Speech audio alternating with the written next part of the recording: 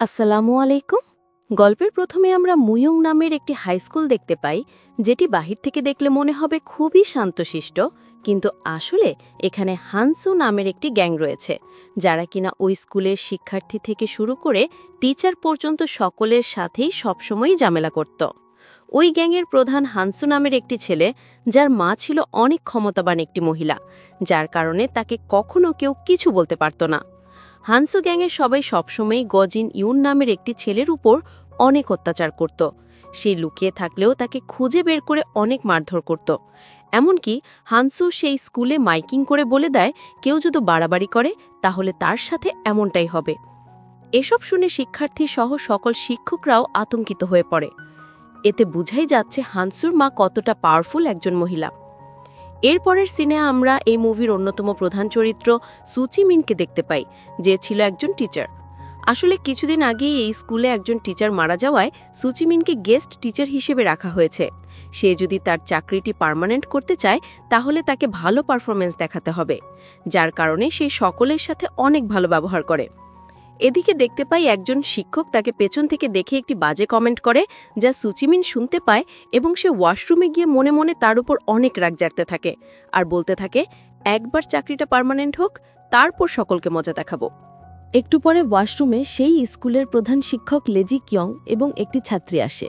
ছাত্রী কি তখন তাকে জিজ্ঞেস করে, আচ্ছা ম্যাম, সুচিমিন কি তার আগে শিক্ষকের মৃত্যুর ঘটনা জানে?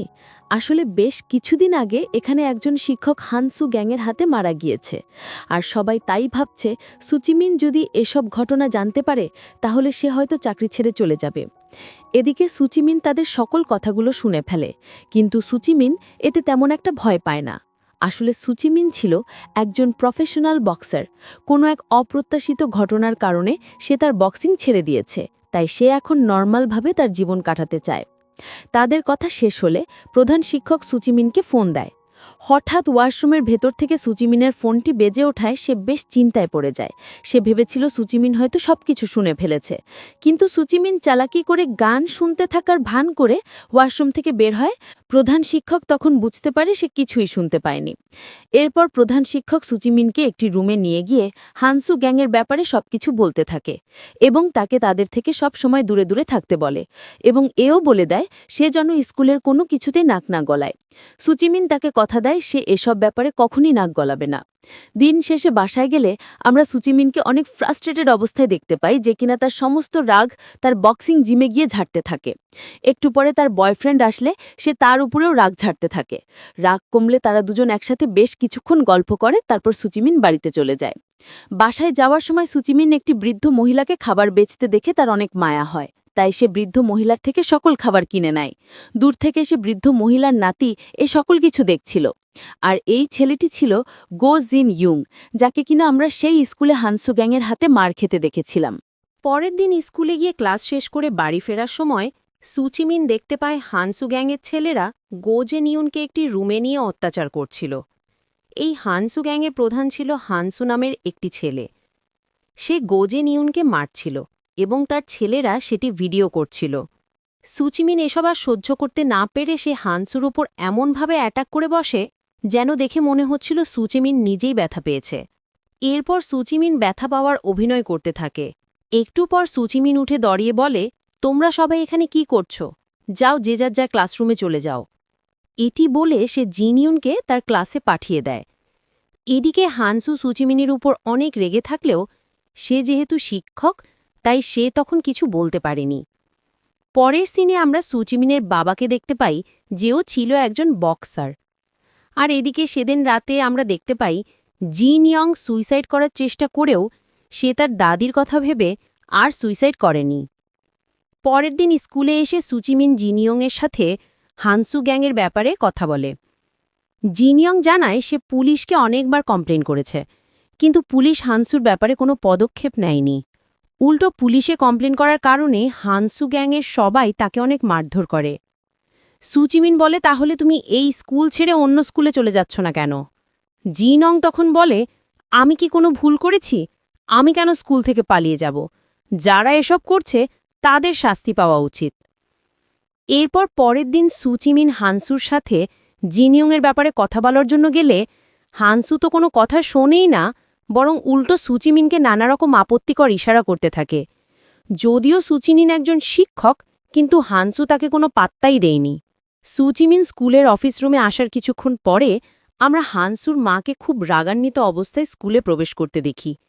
তখন আমরা জানতে পারি আসলে হানসুর বিরুদ্ধে কেউ একজন কমপ্লেন করেছিল যে সে স্কুলে সকলের সাথে খারাপ ব্যবহার করে, মারধর করে এবং শিক্ষকদের অসম্মান করে। হানসুর মা তখন বলে, তোমরা কি আমার ছেলেকে একটুও শান্তিতে থাকতে দিবে না? সবাই তার ভবিষ্যৎ নষ্ট করেই ছাড়বে। এদিকে সুচিমিন এসব শুনে বেশ অবাক হয়ে যায়, কেননা একে তো তার ছেলে দোষ করবে, আবার কমপ্লেন করলে সেটাও সমস্যা। সুচিমিন তখন সিচুয়েশন কন্ট্রোল করার জন্য সব দোষ নিজের উপর নিয়ে ক্ষমা চায়। এরপর হানসুর মা তাকে সবার সামনে বেশ অপমান করে। হানসুর মা তখন সুচিমিনের চাকরি খেয়ে দেবার হুমকি দেখায়। একটু পরে আমরা দেখতে পাই হানুস একটি রুমে গিয়ে একজন শিক্ষককে তার মায়ের সামনে লাথি মেরে হুমকি দেয় যেন সুচিমিনকে চাকরি থেকে বের করে দেওয়া না হয়। ওদিকে সুচিমিন তার পুলিশে চাকরি করা বয়ফ্রেন্ডের সাথে হানসুর অবৈধ কার্যকলাপ নিয়ে কথা বলে। সে বলে আসলে হানসুর পরিবার অনেক শক্তিশালী, তাই খুব শক্ত কোনো প্রমাণ ছাড়া ওদের বিরুদ্ধে অভিযোগ করা যাবে না। সুচিমিন তখন রাগ করে একটি ক্যাফেতে গিয়ে বসে থাকে। একটু পর সেখানে হানসু গ্যাংয়ের সবাই এসে সুচিমিনের সাথে অনেক বাজে বাজে ব্যবহার করতে থাকে। সুচিমিন এসব সহ্য করতে না পেরে হানসুকে যখনই মারতে যাবে তখনই পিছন থেকে একটি মহিলা এসে তাকে ডাক দেওয়ায় সে থেমে যায়। এরপর বাসায় যাওয়ার সময় সুচিমিন রাস্তায় একটি লোকের সাথে ধাক্কা খায়। সুচিমিন তখন লোকটিকে সরি বললেও লোকটি তার গায়ে হাত তুলতে থাকে। তখন তার জিন ইউংয়ের কথা মনে পড়ে যায়। এক পর্যায়ে সুচিমিন রেগে লোকটিকে মেরে সেখান থেকে চলে যায়। আর সে মনে মনে ভাবতে থাকে সে এখন থেকে আর চুপ না থেকে হানসু গ্যাংয়ের সবাইকে শাস্তি দিবে। অন্যদিকে আমরা হানসু গ্যাংয়ের সবাইকে বাস্কেটবল খেলতে দেখি, যেখানে খেলতে খেলতে তারা কিছুক্ষণ পরে অন্য একটি টিমের সাথে ঝগড়া লেগে যায় এবং তারা মারামারি শুরু করে দেয়। সুচিমিনকে আমরা তখন দেখতে পাই একটি জ্যাকেট ও একটি বিড়ালের মাস্ক পরা অবস্থায় দাঁড়িয়ে দূর থেকে তাদেরকে লক্ষ্য করছিল। সুচিমিন তখন সেখানে গিয়ে হানসুকে সেই লেভেলের একটি মাইর দেয়। হানসু তখন সবার সামনে অনেক লজ্জা পেতে থাকে। একটু পরে সেখানে পুলিশ চলে আসায় সবাই সেখান থেকে পালিয়ে যায়। আর পুলিশটি ছিল আসলে সুচিমিনের বয়ফ্রেন্ড। সে সুচিমিনকে দূর থেকে দেখে চিনে ফেলে। ওদিকে আমরা সুচিমিনকে দেখতে পাই সে দূরে গিয়ে রাস্তার একপাশে শুয়ে মনে খুশিতে হাসতে থাকে। আসলে হানসু তার সাথে বেয়াদবি করায় সে হানসুকে শাস্তি দিতে পেরে অনেক আনন্দ পেয়েছিল। দূর থেকে তখন একটি ডেলিভারি বয় গাছের আড়ালে লুকিয়ে সব দেখছিল, যে কিনা জিন ইউংয়ের বন্ধু ছিল। সে সুচিমিনের এমন কর্মকাণ্ড দেখে অনেক খুশি হয়। পরের দিন স্কুলে গেলে সকলেই হানসুর মার খাওয়ার ব্যাপারটি নিয়ে সমালোচনা করতে থাকে, কারণ হানসুকে মারার মতো তেমন সাহস বা ক্ষমতা সেখানে কারোই ছিল না। হানসু তো এসব দেখে রাগে জ্বলতে থাকে। এদিকে সুচিমিনের বয়ফ্রেন্ড পরের দিন তার সাথে দেখা করে বলে, আমি তোমাকে সেদিনই চিনে ফেলেছিলাম, দেখো তুমি একজন শিক্ষক হয়ে স্টুডেন্টের সাথে এমন করতে পারো না। সুচিমিন বলে, আমি তো শুধু তাদের শিক্ষা দিয়েছিলাম। যাই হোক, পরের সিনে আমরা দেখতে পাই হানসু জিন ইউংকে অর্ধনগ্ন অবস্থায় অনেক টর্চার করে তাকে দোকান থেকে খাবার আনতে পাঠায়। জিন ইউং তখন দৌড়ে সেখানে গেলে তার বন্ধু সেই অবস্থায় তাকে দেখে তখনই সুচিমিনের কাছে যায় এবং জিন ইউংকে বাঁচাতে বলে, আর বলে, আমি জানি আপনি সেদিন হানসু গ্যাংকে মেরেছিলেন, তাই আমি আপনার কাছে সাহায্য চাইতে এসেছি। সুচিমিন তখন সাথে সাথে হানসু গ্যাংয়ের আস্তানায় চলে যায় এবং হানসুর সাথে সুচিমিনের তখন সেই একটি মারামারি হয়। মারামারি এক পর্যায়ে সেখানে জিন ইউং খাবার নিয়ে হাজির হয় আর তার হাতে ছিল একটি ছুরি। আসলে সে ভেবেছিল আজকে যেভাবেই হোক সে হানসুকে মেরে ফেলবে, কিন্তু এটা দেখে সুচিমিন পাকনামি করে তাকে আটকাতে গিয়ে হাত কেটে অনেক রক্ত পড়তে থাকে। হাসপাতালে নিয়ে গেলে ডাক্তাররা বলে ভাগ্য ভালো থাকায় একটুর জন্য সুচিমিন বেঁচে গিয়েছে। নিজের মেয়ের এই অবস্থা দেখে তখন সুচিমিনের বাবা হানসুকে মারতে সেখানে গেলে তখন উল্টো মার খেয়ে সে হাসপাতালে শুয়ে থাকে। একটু পরে সুচিমিন এইসব জানতে পেরে তার বাবার সাথে রাগ করে চলে যেতে নেয়। এমন সময় একটি কাজে সেখানে তাদের প্রধান শিক্ষিকা এসে হাজির হলে তিনি সুচিমিন ও তার বাবাকে দেখে অনেক খুশি হয়ে যায়, আর সুচিমিনের বাবাও তাকে দেখে কেমন যেন লজ্জা পেতে থাকে। রাতে বাসায় ফেরার সময় সুচিমিনের বাবা অতীতের কথাগুলো ভাবতে থাকে। যেখানে সুচিমিনকে একজন প্রফেশনাল বক্সার হিসেবে দেখতে পাই, যে কিনা অলিম্পিকে ফাইনাল রাউন্ড খেলছিল, কিন্তু সে তার বাবাকে বাঁচানোর জন্য ফাইনাল রাউন্ডে গিয়ে হেরে যায়, কারণ বিপরীত টিমের লোকেরা তাকে খেলা শুরু হওয়ার আগে ধমক দিয়েছিল যদি সে ম্যাচটি ইচ্ছে করে না হারে তবে তারা তার বাবার অনেক ক্ষতি করবে। ইচ্ছে করে ম্যাচ হারার কারণে সুচিমিনের বাবা তার উপর অনেক রাগ করে। এর পরের দিনে আমরা হানসু গ্যাংকে দেখতে পাই, যারা স্কুলে গিয়ে সকলের বাম হাত চেক করছিল, কেননা আর হানসুর সাথে মারামারি করার সময় জিন ইয়াংয়ের ছুরির আঘাতে ক্যাট মাস্ক পরা সেই মেয়েটির বাম হাতে কেটে গিয়েছিল। কিন্তু আসলে হানসু এটাও জানত না যে ক্যাট মাস্ক পরা সেই মানুষটি মেয়ে নাকি ছেলে। এরপর হানসু একটি মেয়েকে মেরে সকলকে হুমকি দিয়ে বলে কেউ যদি তার সাথে বাড়াবাড়ি করে তাহলে তাকে মরতে হবে। এর কয়েকদিনে সুচিমিন জানতে পারে সে এখানকার পার্মানেন্ট টিচার হয়ে গিয়েছে, তাই সে কথাটি তার ছোট ভাইকে বলার জন্য যাচ্ছিল, কিন্তু দূর থেকে হানসুরা হঠাৎ সুচিমিনের মুভমেন্ট খেয়াল করে সন্দেহ হওয়ায় সে তার পিছু পিছু যায়। একটু পরে হানসু সুচিমিনকে একটি রুমে একা পেয়ে বলতে থাকে, ফাইনালি সেই বিড়ালটিকে আমি পেয়ে গিয়েছি। এরপর হানসু সুচিমিনকে একটি কালো পলিথিন পরিয়ে তাকে টর্চার করতে থাকে আর বলে সে চাইলে তাকে এখনই মেরে ফেলতে পারে, কিন্তু সে তাকে ধীরে ধীরে মারবে। আর ওদিকে দরজার বাইরে থেকে প্রিন্সিপাল ম্যাডাম লুকিয়ে লুকিয়ে সব দেখছিল। সেদিন সুচিমিন ক্লাসে গিয়ে জিনিয়ংকে দেখতে না পেয়ে তার বাসায় চলে যায় এবং সেখানে তার দাদির সাথে কথা বলে। তার দাদি সুচিমিনকে কেঁদে কেঁদে বলে সে যেন জিনিয়ংকে হানসু গ্যাংয়ের হাত থেকে বাঁচিয়ে নেয়। এরপর সুচিমিন জিয়ংকে খুঁজতে খুঁজতে ছাদে গেলে দেখতে পায় সে সুইসাইড করার চেষ্টা করছিল। সুচিমিন তাকে অনেক বুঝিয়ে শুনিয়ে কোনোভাবে আটকায় এবং কথা দেয় সে হানসুর থেকে প্রতিশোধ অবশ্যই নিবে।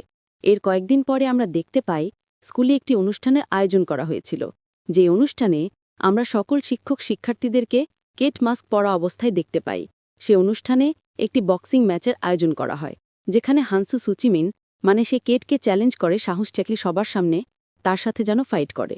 হানসু তখন বক্সিং রিনে তার জন্য অপেক্ষা করতে থাকে। একটু পরে সেখানে সুচিমিন এসে উপস্থিত হলে সকলে অনেক উত্তেজিত হয়ে যায়। যথারীতি তাদের ম্যাচ শুরু হয়ে গেলে তারা দুজনে দুজনকে অনেক মারতে থাকে। মারামারির এক পর্যায়ে সুচিমিন তখন বলে, দেখবি আমি তোর কি অবস্থা করি, সারা জীবন তুই এটা মনে রাখবি। এই বলে সুচিমিন তার মুখের মাস্কটি খুলে ফেলে। পুরো স্কুলে সবাই তখন সুচিমিনকে দেখে অনেক অবাক হয়, তার মানে তাদের শিক্ষক এতদিন এসব করে এসেছে। সবাই তখন সুচিমিনকে চিয়ার আপ করতে থাকে।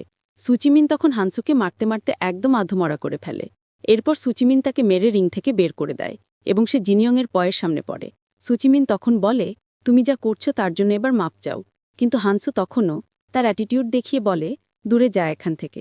জিনিয়ং তখন বলে, তোরে মাপ করার কিছু নেই, তুই এমনি হেরে গেছস। এই বলে সবাই সেখান থেকে চলে যেতে নেয়, কিন্তু হানসু তখন পিছন থেকে অ্যাটাক করতে যায়।